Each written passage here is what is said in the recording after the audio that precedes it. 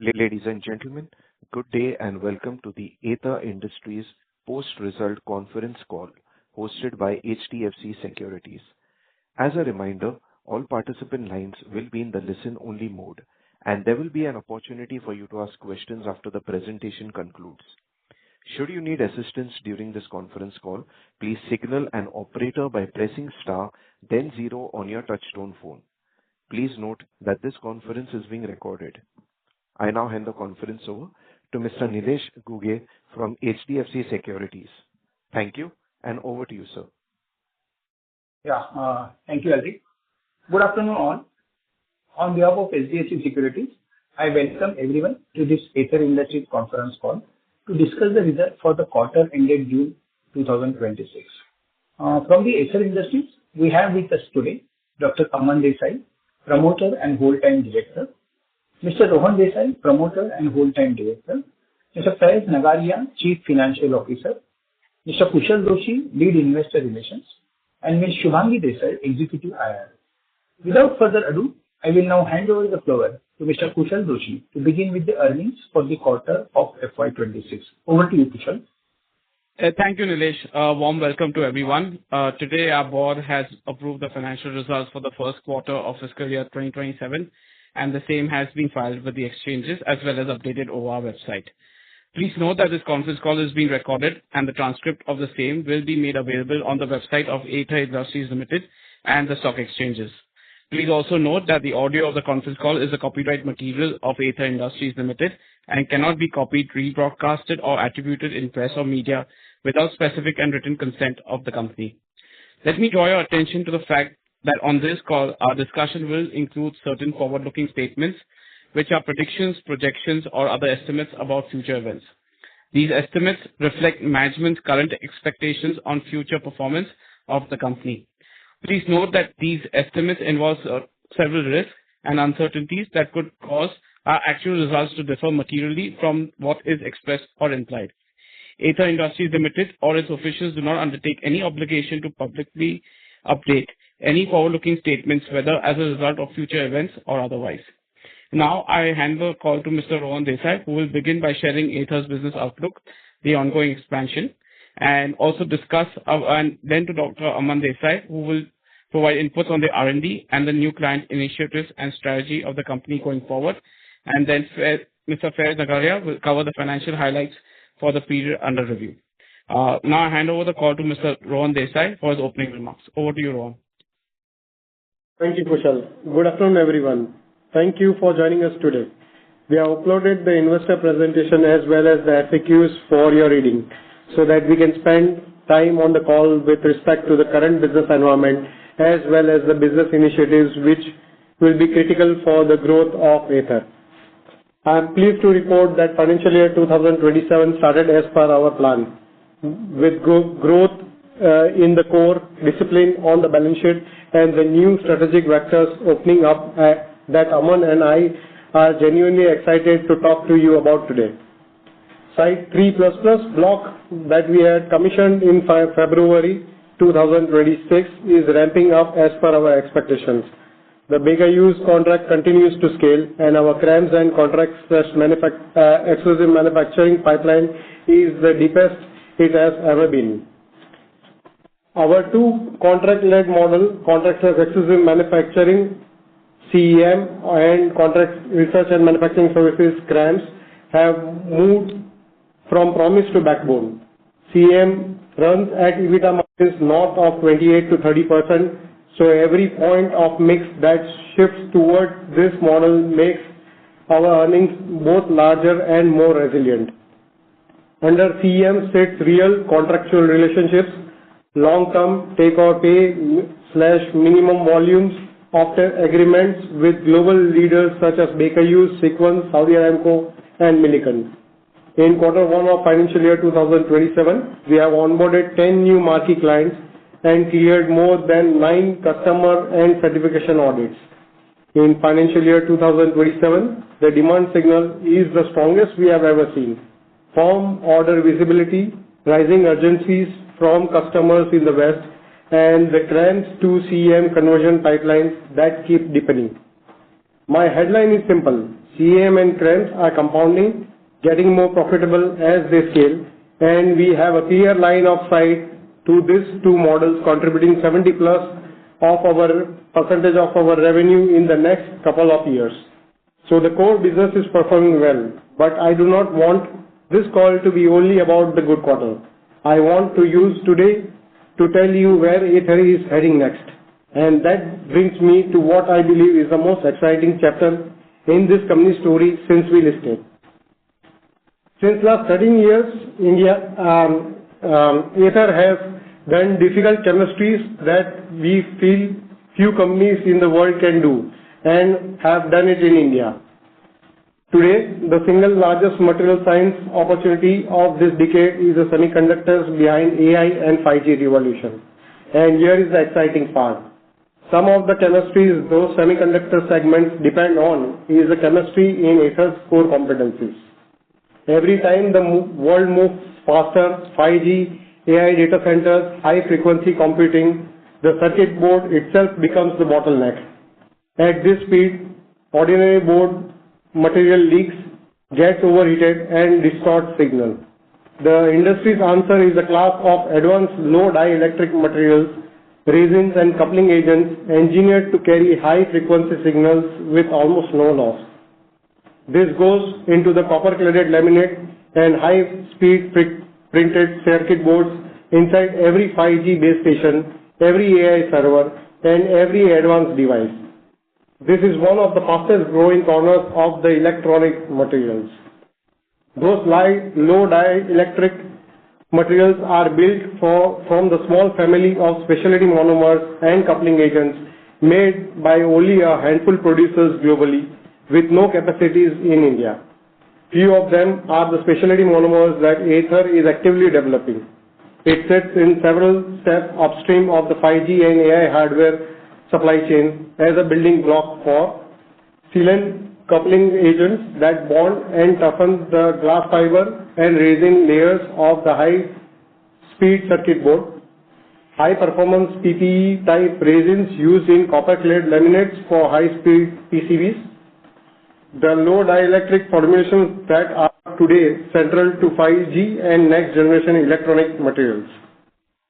These molecules that Aether will be manufacturing in its brand new site, Magnum, that is Site 5, is upstream input to the board inside 5G and AI hardware. This is low volume, high value, genuinely hard to make product, exactly our type of chemistry and a rare and valuable place for an Indian specialty chemical company to stand. Why is it the right time for Aether to get into this? The answer is twofold. India's semiconductor and electronic market is on the path from roughly $50 billion today towards $110 billion in 2030. On top of a global high-speed electronic market compounding on the back of 5G and AI. The pool is structural and not cyclical. And the other is the global capacity for this specialty electronic monomers is concentrated in very few and is rationalizing, which makes a qualified cost-competitive Indian producer strategically valuable for both import substitution and exports. So here is how I would like to frame it. Our core specialty and CRAMS plus CM business is delivering 25 to 30% compounding growth you have come to expect. And on top of that, we are planting a seed today upstream of AI and 5G semiconductors supply chain, one that could grow into the most valuable material science franchise in the country. With that, let me hand over to Dr. Aman Desai to take you inside our operations, strategic initiatives and expansions. Over to you, Aman. Thank you, Rohan, and a warm welcome to all from my side. Good afternoon. Rohan spoke about where the demand is heading. Let me take you inside the engine room, how we are building the capacity and the capability to meet it. I'll cover three things, where each of our expansion projects now stand, the momentum building in our contract and exclusive manufacturing business, and a milestone partnership that we announced just today. Site 3++, commissioned at the end of February, is ramping quite well and contributing at healthy utilization. This is the site that we have established a Milliken supply agreement for. It has reached meaningful commercial contribution much faster than we had planned. Site 4, our dedicated facility for the Baker Hughes and oil and gas sector, has been a standout and continues to scale on the back of a long-term strategic contract. The centerpiece of our capacity story is Magnum, which is the name for our Site 5 in Panoli, a mega site with 16 production blocks commissioned in phases.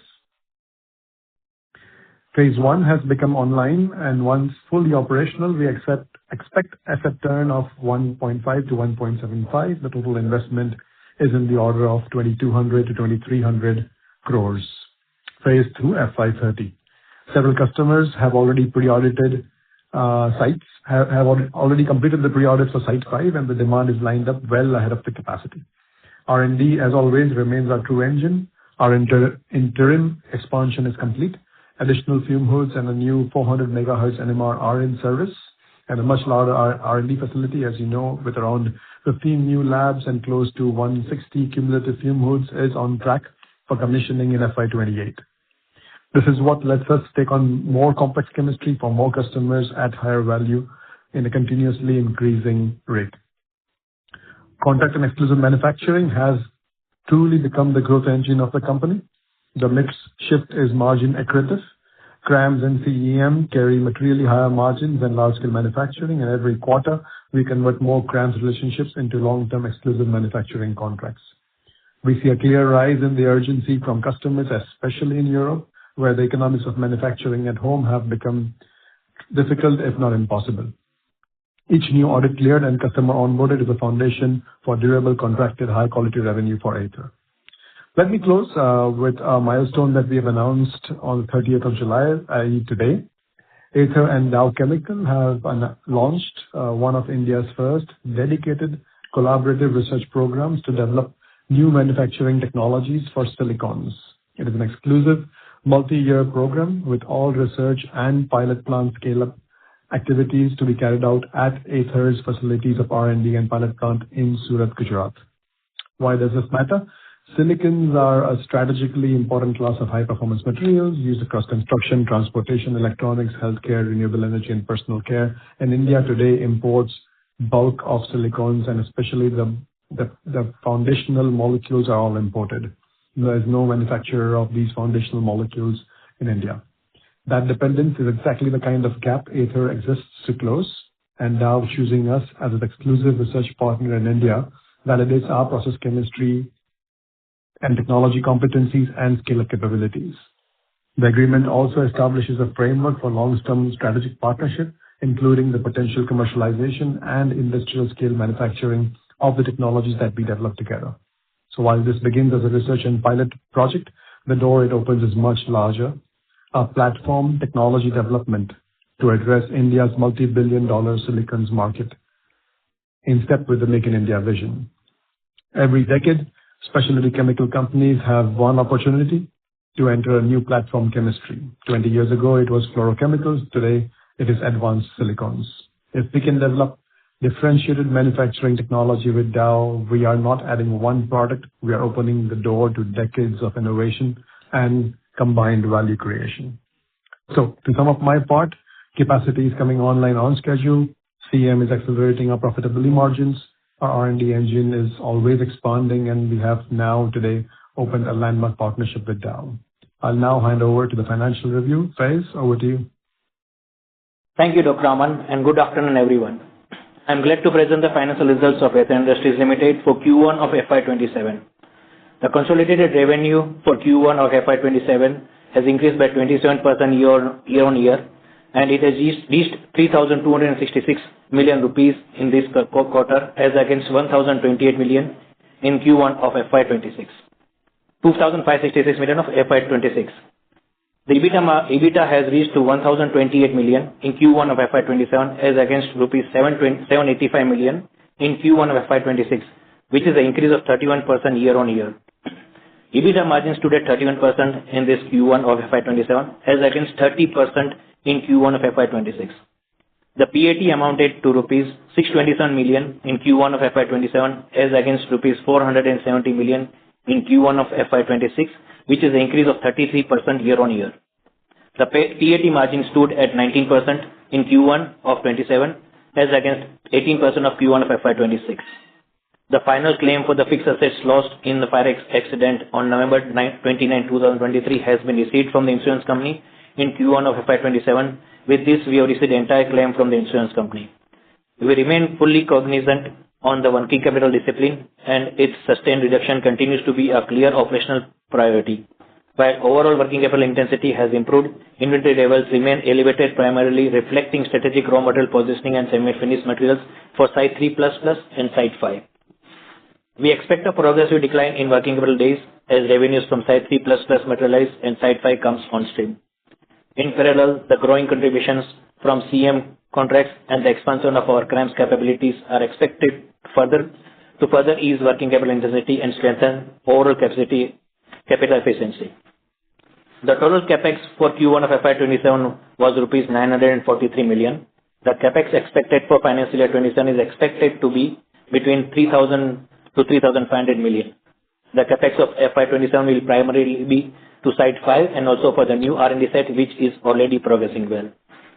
The capacity utilization at all plants stands as under: Site 2 74%, Site 3 69%, and Site 4 59%.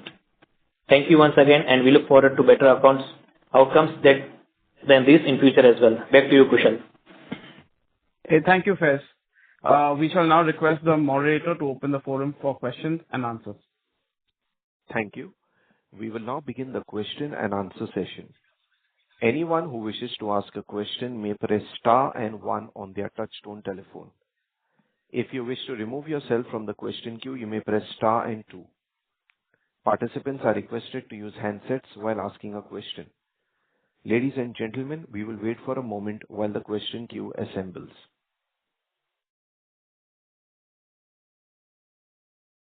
The first question comes from the line of Nilesh Ghuge with HDFC Securities. Please go ahead. Yeah, thanks. First of all, let me congratulate Aether team for their collaboration with Dow India for the research program to advance in manufacturing technology development. The press release also mentioned that the agreement framework for a long-term strategic partnership, including the commercialization and industrial scale manufacture of technologies. So my question is related to those. Guide us on any order that you have in hand for the semiconductor segment and the products you are planning to manufacture in this. And to Aman particularly, which are the chemistries involved in this, which fit in your environment? Yeah, I take Aman. I'll take the first question which is related to the semiconductors. As Nilesh asked that do we have any orders in hand. So Nilesh, for the competitive reasons, we don't break out our order book or the product count for the program at this stage. However, we will update you on the contracts being done in the due course. So please bear with us. We'll announce them once we sign off with various multinational customers. But we are pursuing a focused basket, a small number of high-value molecules, not a broad range of products, because the whole thesis here is the depth, not the breadth. On chemistry, it draws directly on our core for process chemistries and coupling and motor capability. The same competencies our CRAMS and CM businesses, which is exactly everything that we think, and you don't have to start from the scratch. I hope I am answering your question in an indirect way, but please bear with us for the time till we announce to the public once we sign off the contract. Over to you. Yeah, Nilesh, to answer the competencies question, it's a good question. It's the Dow program manufacturing silicons and developing new technology to manufacture silicons aligns perfectly well with our existing core competencies, and this is why Dow has chosen us for our capabilities of chemistry and technology competencies and our ability to scale up such complex technologies. And stuff like continuous technology, extreme process conditions, chemistries, high pressure, very high temperature chemistries, catalysis. These are all going to be involved in these processes that we develop together with Dow, and they are a perfect fit for our competencies. Thank you. Okay. Yeah.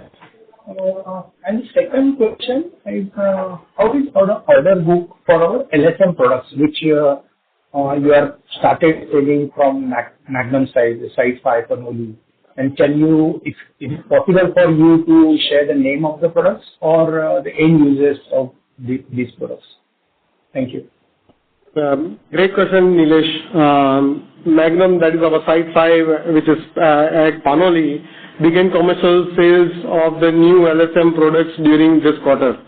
And we expect them to start contributing to our revenue in quarter 2 of financial year 2027. This is the first set of 3 new LSM products across pharmaceutical, agrochemicals, and material science sector, priced roughly at $30 to $40 per kilo range. And importantly, these are the molecules made in India for the first time. So this is a clear import substitution products and eventual having export opportunities also. Order build-up is in progress. As we already started manufacturing this particular pharmaceutical intermediate in site 3 for the time being at 10 to 15 metric tons per month capacity to save time. And on the specific names, we cannot disclose the name of the product for confidential reasons. Hello. Hello. Sir, your voice is a little muffled. Please come a little closer to the microphone. Sure. So, in terms of the name of the pharmaceutical product, we cannot disclose. We want to keep it confidential for competitive reasons.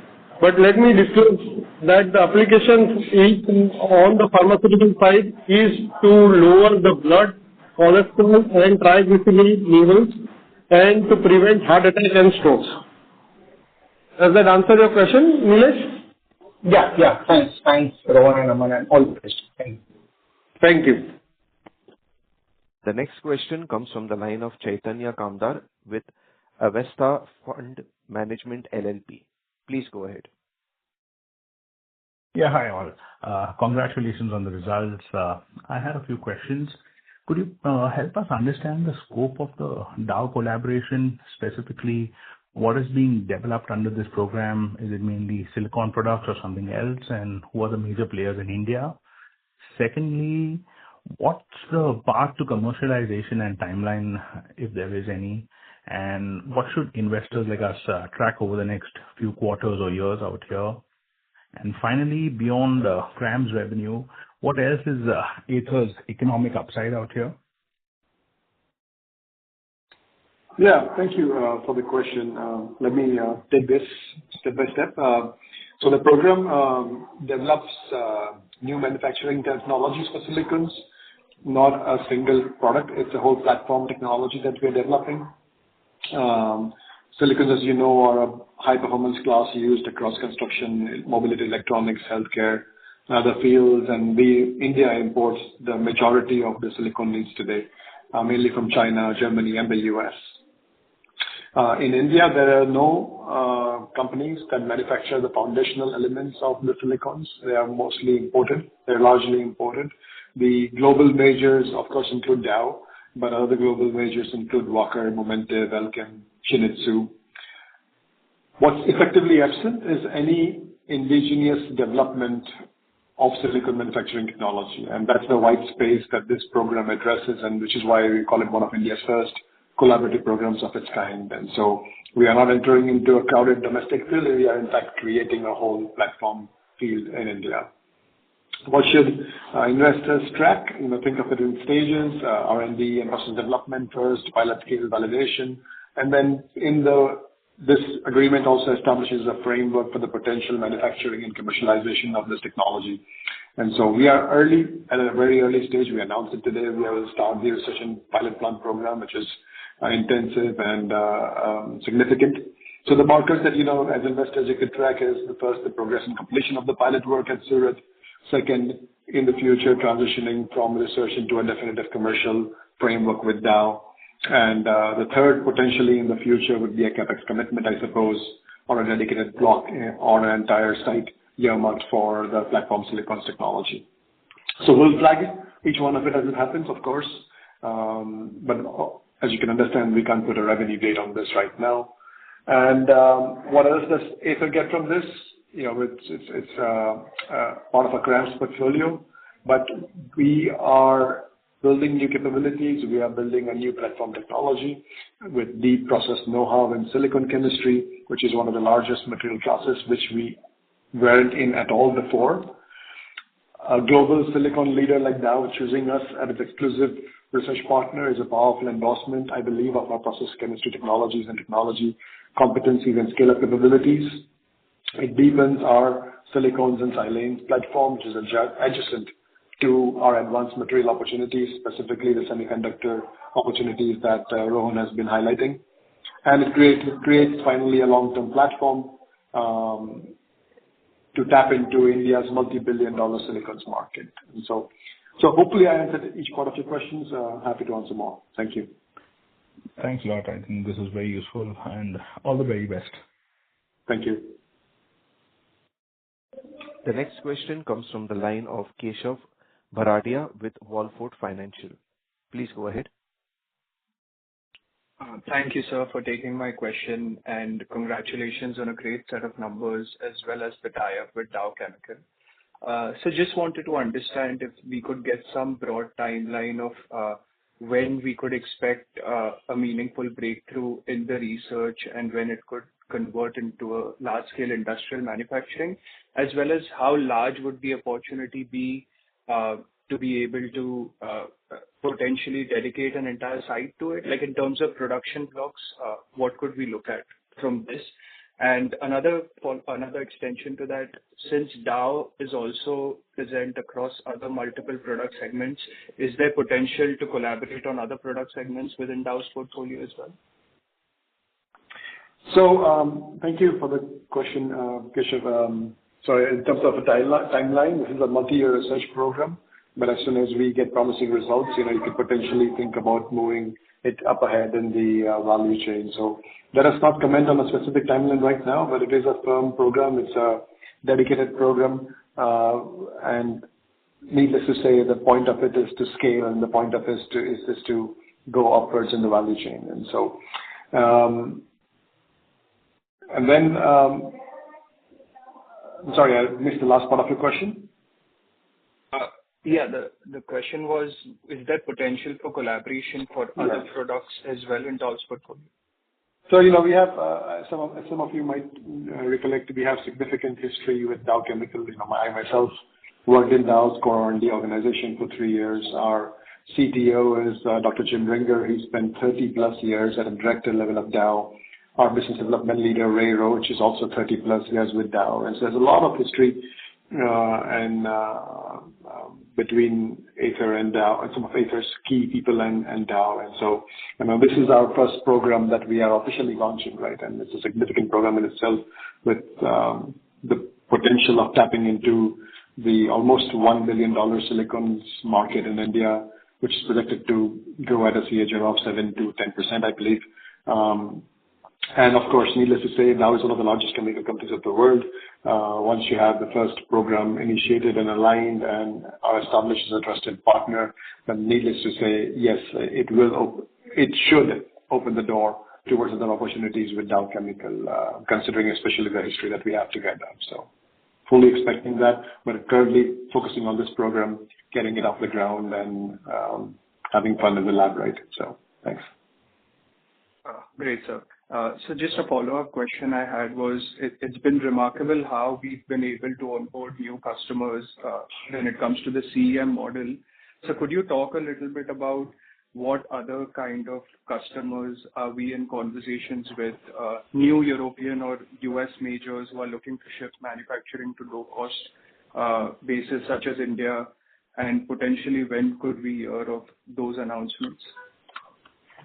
Yeah. And so, if you look at the announcements that we've made over the last few years, they include marquee names like Baker Hughes, Milliken, Sequence, now Dow Chemical, Polaroid, Otsuka in Japan, and so on and so forth, and a few more. And so these are marquee names, and if you analyze the business domains, industry domains these are in, they include pharmaceuticals, they include agrochemicals, they include material sciences, they include oil and gas, performance materials, Dow Chemical, now pure play chemical company. And so it's really across the board that our partnerships are in the CRAM space. Behind every Dow Chemical that we are able to get permission from them to name, there are at least 4 to 5 others that we are already working with as well at various stages, where the ability of these companies to give permissions for their names to be announced together in the public domain is a very significant and tedious exercise, and not everybody approves that, right? And so behind every one that we are able to announce, there are at least 4 to 5 others in the same domain space that we are working with at various stages. And so it's a very exciting time, I believe, for our company, especially with the foundations firmly in place and these partnerships firmly established. And you probably named the innovator in these spaces, and we are already talking to them at some of the other levels. And so it's very exciting time, and hopefully many more announcements to come in the near future and midterm future. Thank you. That's great to hear. So just a last question from my side. So just on the semiconductor materials, what kind of product applications would these chemicals have? If you could talk a little bit about that, as well as would we have any benefit from the upcoming ISM 2.0, because I believe that is more on the equipment and chemicals and the raw materials side. So any benefit there, as well as we have announced for one production block by Q3FY27. How confident are we to commercialize that? And going forward, just based on the discussions you're having with customers, what could be the potential size of this opportunity? So I'll take these questions. So the applications are basically in the 5G and AI hardware supply chain. It is used as a building block for sealant coupling agents that bond and toughen the glass fibers and raising layers of high-speed circuit boards. Also, it is used in high-performance PP type resins used in copper-clad laminates for high-speed PCBs, print circuit boards, and also low dielectric formulations that are today, which are very important to keep 5G and next generation chipsets cooled enough. So that's the application. We are starting with capacities of 400 tons at this point of time, which is supposedly going to grow 3 times by 2030. That's what we are looking at. So that's the size of the business. The average product value is approximately $50 a kilo. And so it's a high-end, low volume, high value, very hard to make product which falls into our core competency and where nobody in India is manufacturing this product. Does this answer your question? Yes, sir. And if you could just talk a little bit about, is there any benefit, or are we looking to participate in ISM 2.0 for this? Yes. So yes, we are looking into it. We are applying into it. I will not promise anything at the moment because the structure is still not clear. We are getting clarity at this moment, and as soon as we have clarity, we believe that we fall into this space, and so we can take advantage of that this structure which government has introduced. Perfect, sir. Congratulations again and all the best for the future. Thank you. The next question comes from the line of Sajal Kapoor with Anti-Fragile Thinking. Please go ahead. Yeah, hi. Thanks for the opportunity. Congratulations, team. What an alliance, what an announcement. Just a couple of questions. You have described a clear path from joint research to pilot validation and potentially dedicated manufacturing. At what point does this relationship become genuinely hard for either Dow or Aether to replace, rather than simply, being a very successful research partnership? Yeah, thank you. Very interesting question. It is a genuine partnership already. It's a multi-year research program, and borrowing on our core competencies already that have been established. But yeah, so once we hit success with the program, once the alignment happens on the scale up and the ultimate potential manufacturing, that's really when it becomes a hardcore, inseparable partnership, especially towards commercialization as well, right? And so that will take some time, a few months to a few years, but very much the target is that, right? And so the fact that we could do such an announcement with quotations from very senior leadership within Dow India and the Dow US really sends a very strong signal from them towards this partnership that we are building, right? And so it's set on very solid foundations. The fundamentals are very strong and of the partnership, and then it's up to us now, of course, as you say, the R&D and the pilot plant will be done. Activities will be done at Aether. The bulk of the development will be done by Aether and at Aether, and so the ball is really in our hands now to take this ball that has been given to us and hit a sixer with it out of the stadium, right? Which we fully intend to. So thank you, and more to come. Yeah. No, I'm definitely keeping our fingers crossed for that. So, and then just my last question is, you said Dow will help Aether build deep process know-how in a chemistry you weren't in before. How much of that learning becomes an Aether capability that can compound beyond the Dow program versus remaining specific to just this kind of an alliance? I mean, what would tell us that transfer has happened and the capability is compounding years after, that alliance may or may not exist?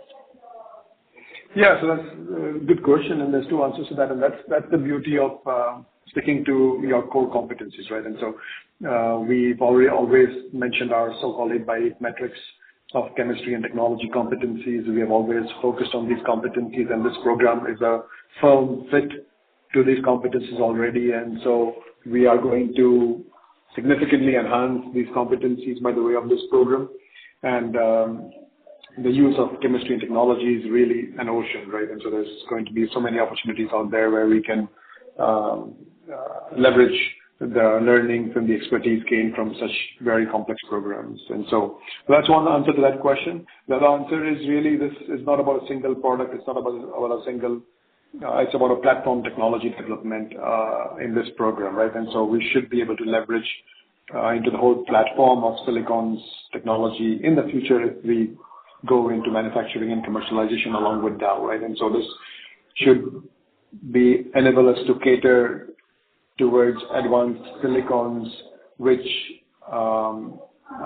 satisfy multiple industry domains, semiconductors, electronics, coatings, formulations, encapsulants, and so on and so forth, right? And so that's what I think once we start foraying into these products, into these industry domains, and into these announcements, that's what will be your trigger as an investor to keep track of.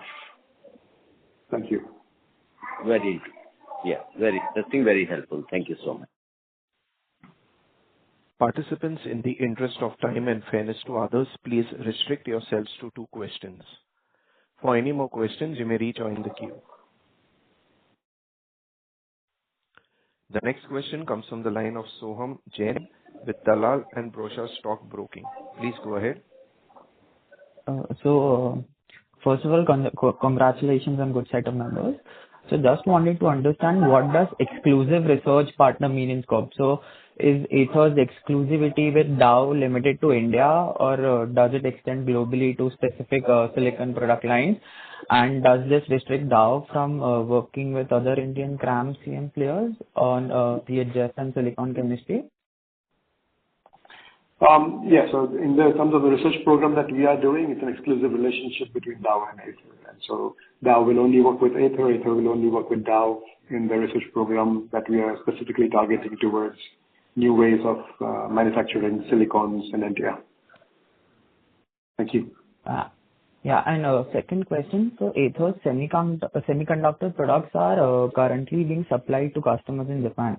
So while Sumitomo Chemical is also looking to manufacture high purity semiconductor process chemicals in India.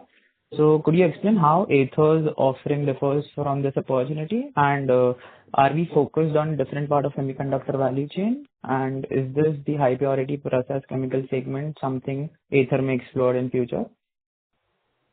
Mr. Jain, this is an excellent question. Very important question to ask. You know quite well how the semiconductor is developing in India, and you are tracking it. But I would like to draw a clear line here. If you see the most recent entrants or announcements which multiple companies are making are targeting a fab level consumables, that is high purity gases, solvents, photoresists, and CMP chemicals, which are largely purification and scale play, which is led by heavy capex, long fab qualification cycles. That's not where we are playing basically. Our entry point is advanced electronic materials, specifically the low dielectric materials inside high speed circuit boards for 5G and AI hardware applications. This is at the center where the core is a specialty monomer we are developing that sits upstream of the coupling agents and resins those boards are made from. The difference is chemistry. It is complex, it is low volume, high value molecules, and our core strength for 13 years, which we have been developing, rather than the commodity purification. And we are doing it in a capital light R&D and pilot plant first fashion, a very different risk profile from building a large dedicated plant on specification, which we have to run. So we are totally differentiated than rest of the companies who have announced their foray in the semiconductor space, and we believe that we are going to manufacture or are manufacturing this product for the first time in India. Does this answer your question, Mr. Jain? Yeah, it was quite helpful. Thank you, and congratulations on good set of numbers. Thank you. The next question comes from the line of Rohit Nagaraj with 360 ONE Capital. Please go ahead. Thanks for the opportunity and congrats on a healthy set of numbers. First question, in terms of the incremental products that we are commercializing, they are also going into traditional applications of pharma, agro, oil and gas.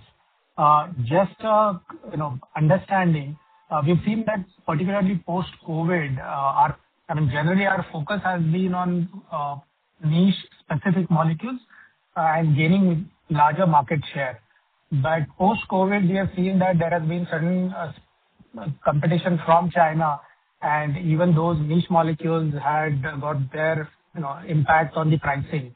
So how are we now change the strategy so that we don't get impacted from such competition for the newer molecules which we are developing and commercializing? Thank you. I will take this question, Rohit. So what you are seeing is our focus is being CRAMS and CEM, where we are focused to take this both business models to 70+% in the years to come. We are already about 50% on this, as it has been a clear focus from the start for Aether to be focused on CEM and CRAMS. But if you see on the LSM side, we have never lost the market share against the Chinese companies on the products we have been manufactured, even when the price is reduced by 30-35% post-COVID times.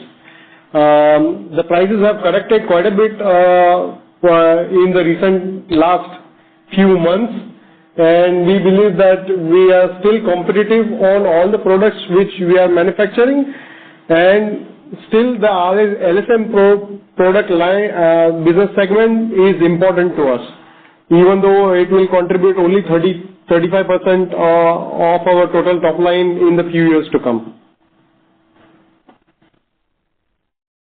Sure, that's helpful. Second, on the Dow collaboration, so first of all, congratulations on the same. Few questions on this. First, in terms of R&D investment, what is the kind of investment that we are looking at?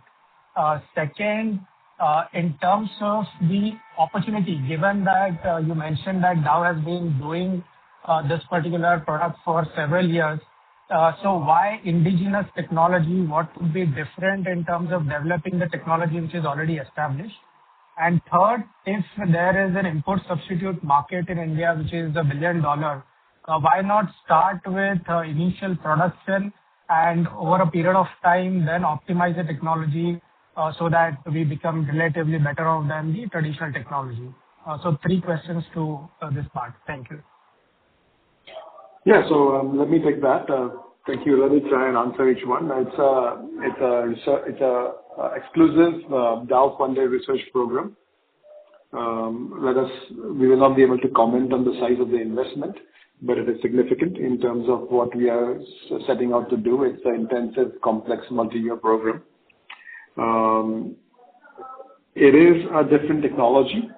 So the goal is not to make the same silicons the way that Dow and the other leaders of the globe make it currently. The goal is to get into newer technologies and new methods of manufacturing the same products. So there is a time gap for that, right? You have to develop the technologies. They are already developed to a certain stage. It has to be fully fleshed out and scaled up and validated, and then it can be put into commercialization. And so the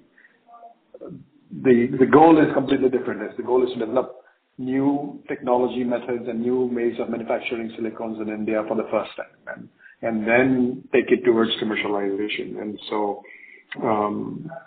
that's the answer to that question. And then in terms of the import substitution, yes, sir. So the fundamental, as I said, the foundational silicons are not manufactured in India at all. They are imported from outside India, and this is a $1 billion market that is currently existing and growing in India as the advanced materials segment grows continuously. And so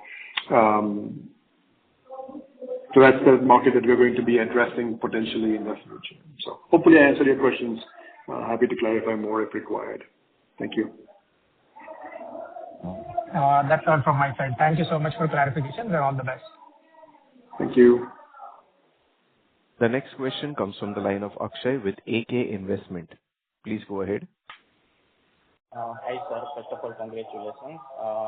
Sir, I'm sorry to interrupt, Akshay. You're not audible. Could you be a little louder, please? Am I audible now? Yes, much better. Please go ahead. Okay. So, sir, my first question is about the material science segment. So, you have given the very good insight about the material science and the growth levers about the AI and semiconductor and all these segments. So, when do we expect to start a commercial supply for this type of developments? And also, we have developed the semiconductor chemicals. So, when do we expect to commercialize these chemicals? So I'll take this question, Akshay. We have already started manufacturing this product in Site 3 on one stream, whereby we have completed the qualifications batches with our customers, submitted the samples, also got few smaller quantity orders which we are delivering at this moment. Also, the big stream, that is a large stream of semiconductors coming on Site 5, that is Magnum site, which is located in Panoli, whereby we will come out with 45 tons per month capabilities, split it into 3 streams of 15 tons each, and that is going to be online in end of September. That's the target, and that is how we are working towards it. Does this answer your question, Akshay? Yes, sir. But my question was broad-based, like in the material science segment and oil and gas segment, what are the other chemicals and what are the other chemistries are we planning to develop, and when do we expect these things? Currently, CRAMS and CEM is the biggest contributor. So when do we expect this material science and oil and gas to be a very large segment over the next coming years? We are already approximately 20% in oil and gas business as of today. Since last 2 years, we have grown from 0 to 20% already, and we hope to increase this in the years to come. We will not be able to tell you the firm timelines on this, but a lot of developments and a lot of new products will be launched in oil and gas and material science divisions in the quarters to come. So that's the best answer I can give you at this moment. Please allow us time to sign few contracts and then let you know. Okay, sir. Okay, fair enough. And sir, lastly, on the margins profile, currently our margin profile are 28 to 30% EBITDA margin. So once we commercialize these products in the material science and oil and gas, also in the semiconductor segment, what are the margins profile from these segments? So I'll take that. Akshay, we do not give product-specific or industry-specific margins. What we can guide you from the company perspective is that we look at consolidated EBITDA margins for the CM business vertical anywhere between 28 and 30%. Thank you. The next question comes from the line of Jaspreet Singh, an individual investor. Please go ahead. Am I audible? Yes, yes.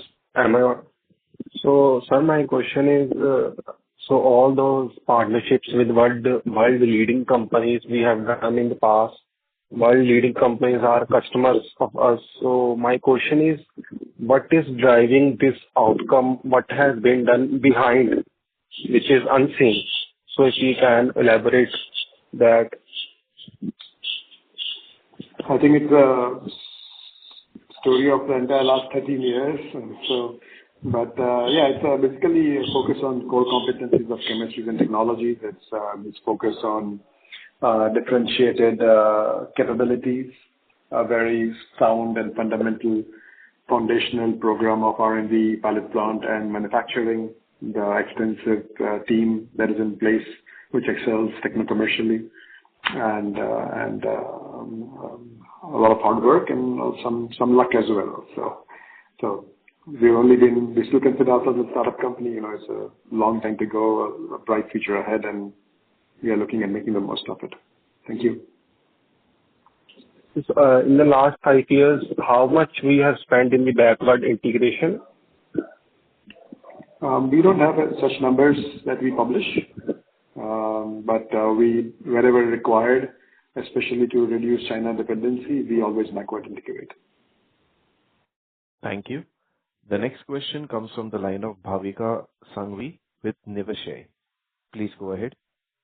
Yeah, thank you for the opportunity. So basically, I want to know from the other customer, which is a Baker Hughes. So in the last call, you have mentioned that we have few products in our pipeline. So does we have started commercialization of those products? And also on the Milliken side, have we added any new product for this particular customer? So let me try and answer. Thank you for the question. Yes, we're continuously launching new products for Baker Hughes. It's a family of products that we are exclusively partnering with them on manufacturing. And so I think that from the last call to this call, yes, the answer to that question is yes, we've added them. In terms of Milliken, it is a supply agreement, a multi-year supply agreement for a single product, which is a key strategic pipeline molecule for Milliken that we have launched. And so we have a partnership with Milliken that now goes back 9-10 years across various projects and various programs. But the current publicly announced agreement is on one particular product. So Thank if you. you can quantify this, so basically I want to know, like in 2 to 3 years, how much we expect these two customers be our, like, add in our top line, like what's the potential revenue from this particular two customers? Kushal? Yeah, sorry, we don't give these kind of answers to these questions, so Okay. we'll not be able to comment on that. Got it. And on the silicon side, I just want to understand as we are right now in the R&D phase. So when we expect that the application testing from the customer we will start, like by what time period we can expect this to be started? It's a multi-year research program, and so you're talking about a few years till we get into the application testing and commercialization and the manufacturing, as long as it works out. And so we are still starting off. It's, as I said earlier, it's an intensive multi-year research program, and we are very excited about it. Thank you. The next question comes from the line of Divya Kasera with Craving Alpha Wealth Fund. Please go ahead. Hello, am I audible? Yes, Divya. Thanks for the opportunity. So I had 2 questions. My first question was, you guys mentioned that there was a 22% year-on-year decline in the LSM volume, and which was reallocated to the CEM vertical. While also you guys said that there is no decline in the LSM demand. So are there any orders that are going unserved, and is there the margin on the capacity higher or lower now that it's running as CEM production versus what it earned as LSM? So I'll take this. Yeah, take it. Yeah, so basically the LSM business model, basically, if you see there's a decline of 22.5% on terms of volume, but that's primarily on the back of us dedicating some of the production lines to the CEM business model, which we've done in Site 3.